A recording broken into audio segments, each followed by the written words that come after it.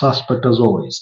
Hope you guys are doing well. Thank you to all our new subscribers. I hope you guys do continue to subscribe to the channel. Don't forget to like, comment, and share all our broadcasts, all our videos, all our shorts, so that we can continue to grow. Anyways, I welcome back from that incredible night of action in the quarterfinals of the UEFA Champions League. The first set of two games was played last night as Bayern Munich hosted Inter Milan while Arsenal were at home against Real Madrid. Pretty much by now we all know what the results were from last night, but I thought I should, revisit some of that action. For those of you that didn't catch us last night, we did have a live broadcast in the aftermath of the game in which we did speak about that game between Arsenal and Real Madrid. Do go down to the channel and check it under our live broadcasts there. You will see that video. But anyways, let's begin with the other game that was between Bayern Munich and Inter Milan going into the quarterfinals. My prediction personally was that Inter Milan would edge Bayern Munich over two legs, although Bayern Munich do hold, much better pedigree as compared to the 2011 as compared to the 2010 UEFA Champions League winners in Inter Milan under the charges of Jose Mario Felix Mourinho. While Bayern Munich since then, by the way, for your own information, Inter Milan beat up against Bayern Munich by 2-0 in that 2010 final to go on and win that UEFA Champions League. Jose Mourinho with his side that had Balotelli, Diego Milito, Samuel Walters, Wesley Schneider, Maicon, and all those kinds of players. So I thought it was a good renewal. But since then, Bayern Munich has won the UEFA Champions League twice, in 2013 beating up against Borussia Dortmund, and in 2020 beating up against PSG by 1-0. So of course, when I say pedigree, I think Bayern Munich have, just much like Barcelona, I stand to be corrected on this one, have as many as what? As many as 5 titles? No, in fact, Bayern Munich has 6 UEFA Champions League titles. It's Barcelona that has 5. I think Liverpool also has 6. Then, of course, AC Milan has 7. While Real Madrid have 15. But anyways, it was a 2-1 victory for Inter Milan, that is Simone Inzaghi's side. They had to leave it late because Bayern Munich had equalized through Thomas Muller, while Lautaro Martinez had scored to open the scoring for the visitors. That was in the 38th minute, and that equalizer did not come until the 85th minute by Thomas Muller, a player who is said will be leaving Bayern Munich at the end of the season. Aged 35, we did speak about him a couple of weeks, if not just days ago, when we were talking about players that could leave Bayern Munich this summer. Briefly, we did speak about Thomas Muller, we did speak about Leroy Sané, with links, pointing him in the direction of Arsenal to link up with his former coach in Mikel Arteta, with whom they were at Manchester City. And then we spoke about players like Joshua Kimmich, who have also equally been linked with moves to Manchester United, to Arsenal, and potentially Chelsea because of their experience. Of course, we all know Joshua Kimmich is 30 years old. Then Leon Goretzka was one of those names that were likely in the media as potential departures from FC Bayern Munich this summer. Then Jamal Musiala, it was more of the clubs that did want to sign him. Of course, very many clubs would be interested in his services, but he did renew his contract at FC Bayern Munich. But anyways, Fratesi did score in the 88th minute, a goal that turned out to be the match winner for Inter Milan, for them to go back to Italy at the San Siro with that 2-1 advantage. Overall, personally, I do think Inter Milan will edge it. Defensively, they are much more solid as compared to Bayern Munich. We all know that Bayern Munich have had their struggles defensively. We all know that they've suffered quite a couple of injuries. When you look even when you look at yesterday's starting lineup, you not think it's not their best starting level. We all know Manuel Neuer is injured, so it was Jonas that was in goal, Eric Dyer and Kim Min Jae in that central center back partnership. But ideally, I know they would have wanted Diet Upemkano to be in that back line. And then, of course, Konrad Lema and Josip Stanisic to complete that back four. Then Leon Goretzka, Joshua Kimmich in that midfield. Then they did have Michael Olise, Rafael Guerrero, Leroy Sané, and Harry Kane to lead the lines. Now, in that place, of course, I'm sure they would have preferred to have a Jamal Musiala because he's a more impactful player as compared to all the others. Inter Milan did have their own injuries to contend with, but they managed to still field a very, very strong side with Jan Sommer in goal. They did have Benjamin Pavard, Alessandro Bastoni, and Francesco Akabi there in that back three. We all know the Italian teams. They like to play with that back three. You all remember that old team of Juventus that had Bazzagli, Bonucci, and the other was the name slips my mind. But then you all remember Antonio Conte bringing that same format at Chelsea when he played with the back three that had Gary Cahill, yes, that had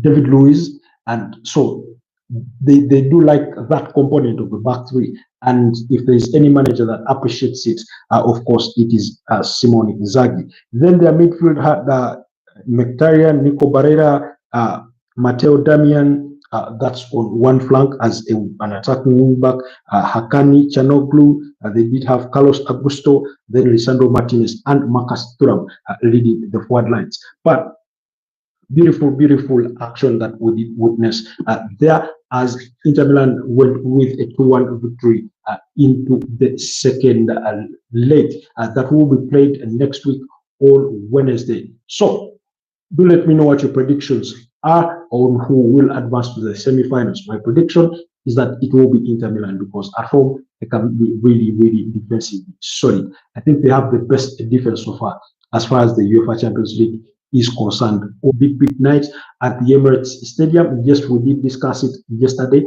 in the aftermath.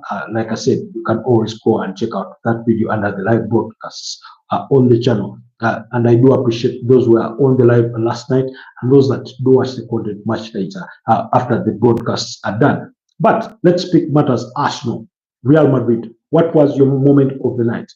That's my biggest question for you guys.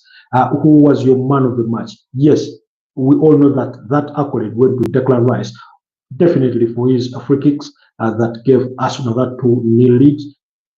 I mean, he was scoring, I think, in 338 games played that he has played between Arsenal and West Ham. That's for his career. He had never scored a free kick, and yet yesterday night he did score a burst of goals. In quite spectacular style, might I say.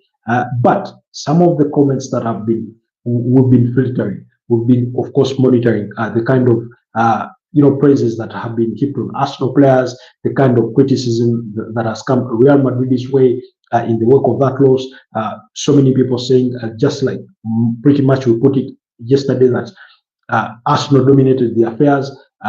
Real Madrid played allowed Arsenal to lead the tempo. Of course, they knew that Arsenal possibly would dominate possession and look to catch them on the counter. And on 2 occasions, we did see a clear Mbappe run in behind that defense. And, on one occasion, forcing David Wire into a save for that 1-on-1 between him and Kylian Mbappe.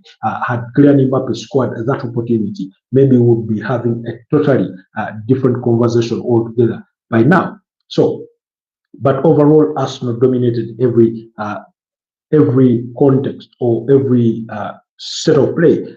Thank you, Fed.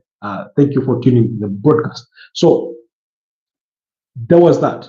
But then, like I said, it was a big day, big moment, big players rising up to the occasion, and Declan Rice did that with the 2 free kicks he took. Of course, he did float in some decent corner kicks. He's in recent times he's largely been known for bringing in those beautiful corner kicks just as much as his counterpart in Bukayo Saka, who we'll speak about in a bit, and that kind of thing. But yesterday, while speaking about those particular free kicks, he said that the Arsenal set piece coach, that's Nicolas Chova, was telling him to cross the ball. But he had a brief discussion with Bukayo Saka, and he told Bukayo Saka, I feel like taking this. And then Bukayo Saka was like, go for it. He was like, I do not want to cross this. I want to, go direct. And he felt that confidence, and his intuition couldn't have been, more right. And he bends that ball behind the wall for the first free kick in quite spectacular fashion, beyond the goalkeeper's reach, to the near post, and it hits the back of the net. In the Emirates Stadium, which was the loudest it had ever been, became even much louder.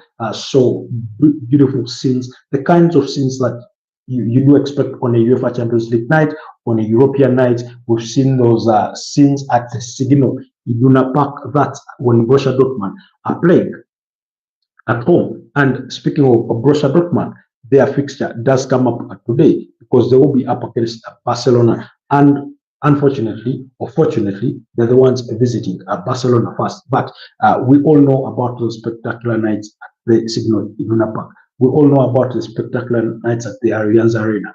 We all know the Santiago Bernabeu. The noise in there can be deafening, to say the least. So that atmosphere, Arsenal fans were able to create for their players. They were with them from right from the onset until the very end, even after the players walked off the tap. Some fans were still in the stadium, shouting. Of course, so many of them were in disbelief of the result that they had just experienced. Anyway, so speaking of players that had an impact, Bukayo Saka was one of those players, although he did limp off. Now, according to manager Mikel Arteta, he did come out to say that it's not a serious issue. Bukayo Saka is fine. He just sustained the kick, and as a precaution, they decided to take him off, and he will be okay because Arsenal do have a date in another London derby when they face off with Brentford. I think that game will be a home game at the Emirates Stadium. I stand to be corrected, but it will be up against Thomas Frank's Brentford for the weekend fixture. So Bukayo Saka was one of those impact players in the game. He did create chances, although Arsenal's lack of a striker once again did exhibit because they lacked that fox in the box who could have lashed onto those two chances, or the process that Bukayo Saka managed to lay in, one so close to Thibaut Courtois that Courtois managed to get his fingertips on it, and that kind of thing. But you felt that Arsenal were having the better day. In the first half, they had to force Thibaut Courtois into a double save. That header by Declan Rice, it hit the floor, and when that ball bounces off the turf, it's usually a bit tricky to save. But Thibaut Courtois was up to the challenge, and he saved that one. Then, once he saves that header, of course, the ball lands to Martinelli's path, who fires it back, and then he saves it once again. So it was a double save from the Belgian goalkeeper. Then, so there was that moment. So those are some of the chances that Arsenal did create in the first half. Two crosses from Bukayo Saka, laying in that ball, then the chance for Declan Rice, and then the rebound for Gabriel Martinelli. Then there was another for Thomas Partey, which once again was saved by Thibaut Courtois. So Arsenal dominated the affairs of the first half, even when Real Madrid had some two opportunities. One of them, of course, ended up in an offside call, but again, Kylian Mbappe had failed to convert that one. So there was that. Then I think Eduardo Camavinga had an attempt to call, but his shot was far wide of the mark, and that kind of thing. Then in the second half, before before Arsenal score, or after it was 1-0, around that period, Thibaut Courtois was called into action once again, this time around with a triple save. Mikel Merino being involved in that one, Gabriel Martinelli being involved in that one. So then there was another ball, I think, cleared by Rodiger off the line. So clearly, Arsenal were giving it their go. They gave it their all. They were really pushing Real Madrid. Real Madrid were seeing less and less of the ball. But whose credit did Arsenal owe that one? It was none other than the Ghanaian international, Thomas Partey, because he did control that midfield. He dictated the tempo of the game. He sniffed out every opportunity. Real Madrid caught on the ball, cutting out passes, winning back possession, going in for the tackles, and that kind of thing. Of course, Real Madrid had their moments. For example, like the moment when Kylian Mbappe nutmegs Martin Odegaard when he goes on to dribble past about 3 Arsenal players and that kind of thing. So those UEFA Champions League moments are always there. Then there's another moment when I think Vinicius Junior outpaces, I think it was Julian Timber, and those kinds of moments. But all those did not yield to anything solid for Real Madrid, but instead the other side, Arsenal, were dominating the affairs. But Thomas Partey, a man whose contract does run out on June the 30th this year. So many Arsenal fans, at least from the ones have been able to for the content have been able to filter out online, especially on X, they are calling for a renewal of his contract. Now, remember, speculation was there that Arsenal wanted to give him a contract offer, but the speculation was that they wanted to give him a 1-year contract extension with an option for another year. Now, there have been mixed feelings in there. That was the rumors that we're hearing, but then there's also speculation that he will leave at the end of the season. Like I've argued here on this forum before, I do not think that Arsenal do have the luxury at this stage in time to let go of Thomas Partey. My ideal suggestion, or the ideal scenario, would be that they retain him for an extra season as they look to embed in a new players. Of course, we all know that they are pursuing Martin Zubimendi, who I see as a replacement for a departing Jorginho, rather than a Thomas Partey, because I do not think there's any player out there that does it the way he does it. A fully fit Thomas Partey at the top of his game is really, really arguably one of the best central or holding midfielders there is in the world of football. So my thinking was that as they look to jail, if they have to bring in Martin Zubimendi, jail him with the Mikel Merino, with the Declan Rice, with the Martin Odegaard, and whoever else they may see fit, I thought, and I do think that they should really do what they should retain him for an extra season, especially when you know that Jorginho is on the verge of joining Flamengo when his contract expires at Arsenal at the end of the season. So he did dominate the affairs of that play. Then another player that we thought had a very good day in office, although we were concerned that he was given the nod to start, that was Miles Lewis Skelly. The 18-year-old left back is a midfielder, but he's been turned into a left back, and he's really done that. He makes good runs in the midfield. He was inverting in the midfield yesterday. We had fears of how Jakub Kiwior could fare out on the night. I thought he did brilliantly well.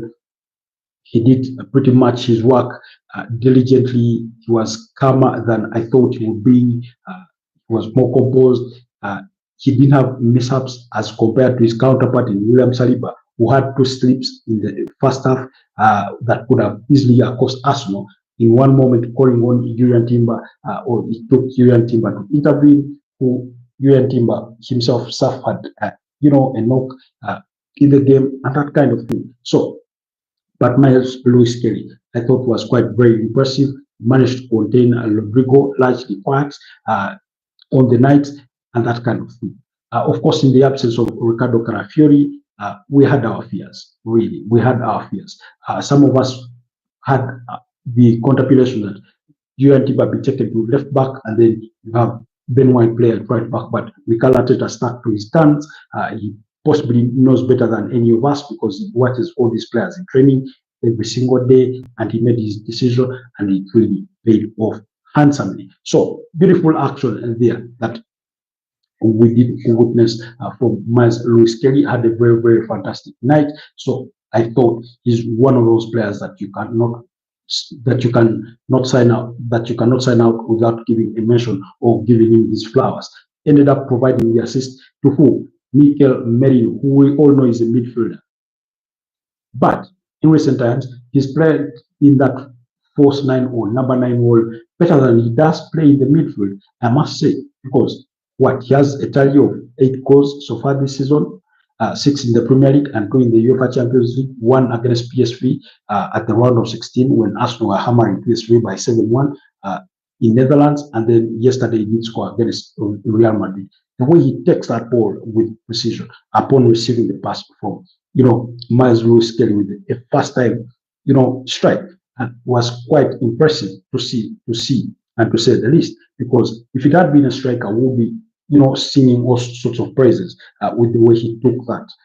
But it was Mikel Merino that converted that one, and he made it 3-0 at the time. So do let me know who you are most impressed with on the night in that game between Arsenal and Real Madrid. Of course, Real Madrid having to finish the game with the manless after Camavinga was given a second booking, and then subsequently a red card. Of course, with the first booking that he got, it meant that he won't be featuring in the return fixture, because that meant he has a count of 3 yellow cards, I think, which then impacts his availability or means a suspension for him. So clearly that kind of thing. But do let me know who was quite impressive for you on the night.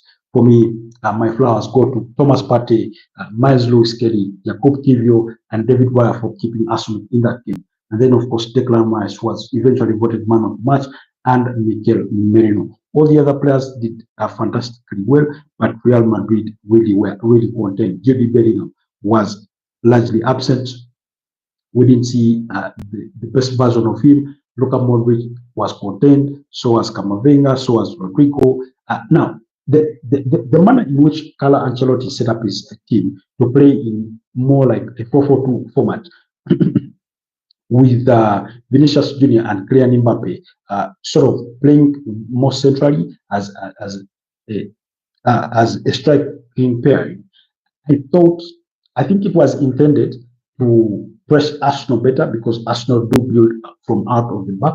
We all know about that. So I think that was the intention, but did pay off really well. And so you had Jude Bellingham on one flank and Rodrigo on the other. And oftentimes you would see Vinicius Junior playing closer to Kylian Mbappe.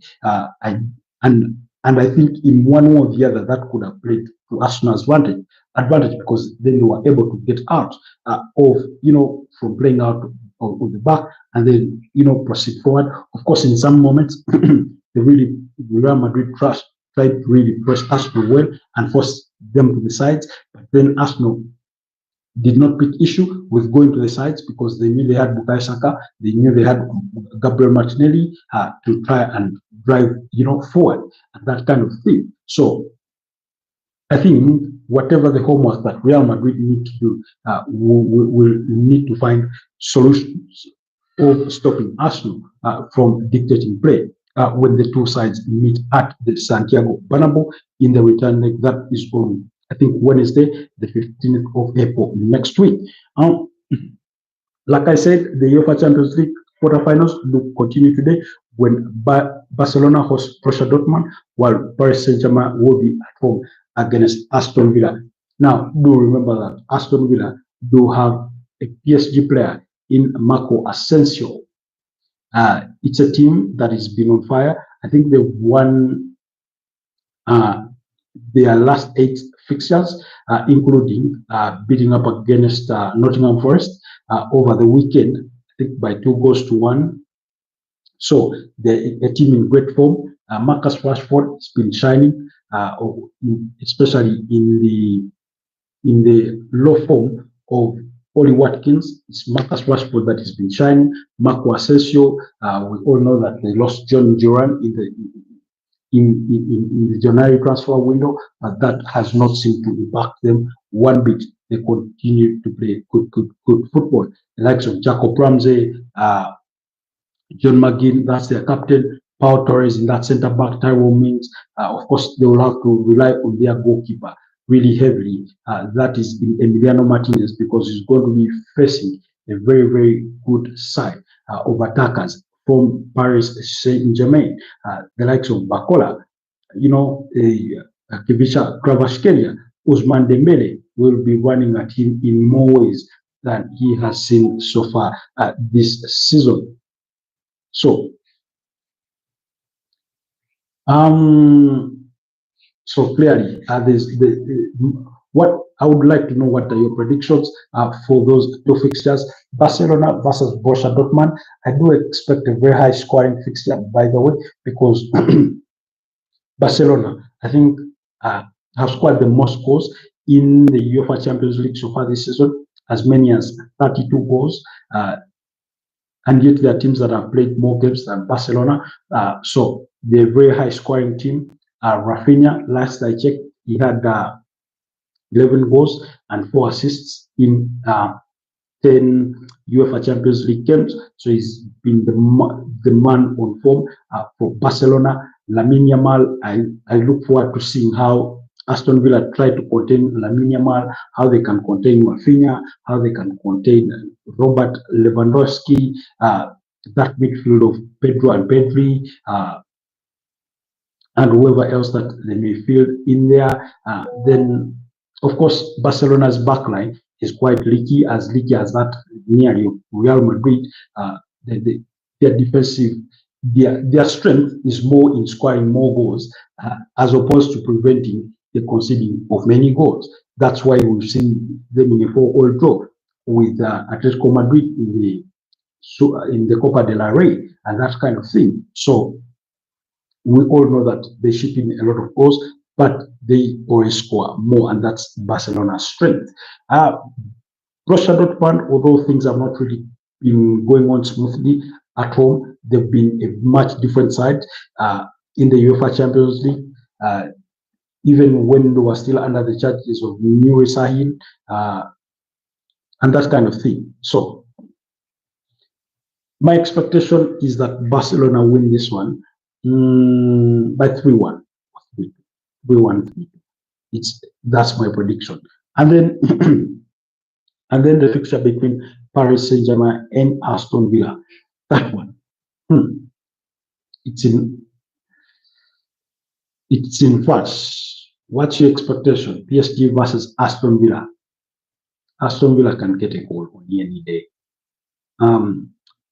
Marcus Rashford does fancy playing in Parc de France and that kind of thing, but Vitinha in that midfield, I think is going to be a different beast. The way PSG played against Liverpool over both legs to eventually knock them out. My feeling is that PSG need this one at least by 2-1. That's my expectation. What is your expectation? What is your prediction? Do let me know down in the comment section, and let's enjoy all that action. Let's continue to engage on that and many other topics. And I will be speaking more after those fixtures tonight. Otherwise, have a blessed rest of the day, and I'll see you next time. Bye-bye.